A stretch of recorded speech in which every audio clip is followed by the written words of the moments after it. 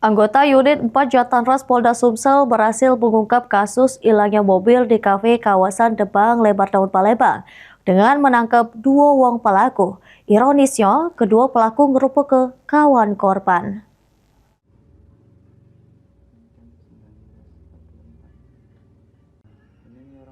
Kasus hilangnya mobil di salah satu kafe di kawasan Debang Lebar Daun Palembang terungkap. Sesudah anggota unit 4 Jatanras Polda Sumsel berhasil menangkap dua wong pelaku bernama David Sabo Erik. Kedua pelaku tak lain merupakan kawan korban yang sebelumnya sudah direncanakan.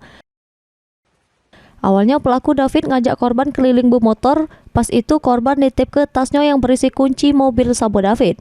Pas lagi di jalan, tas korban dijambret yang ternyata pelakunya bernama Erik. Dari situ pelaku David bermodus ngajak ketemuan korban di kafe tempat mobilnya hilang. Sesudah ditunggui tak datang, korban terkejut pas nak balik ternyata mobilnya tak ada lagi. Dari pemeriksaan polisi, pelaku sengaja ngajak ketemuan korban untuk nyetak mobilnya.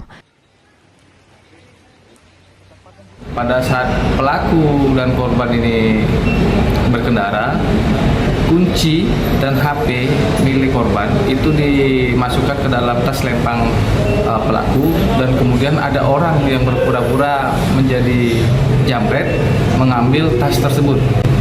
Kemudian pada selang waktu seminggu kemudian korban dan si pelaku inisial D ini bertemu terkait dengan kendaraan ataupun bertransaksi kendaraan, yang mana pada saat itu pelaku tidak datang.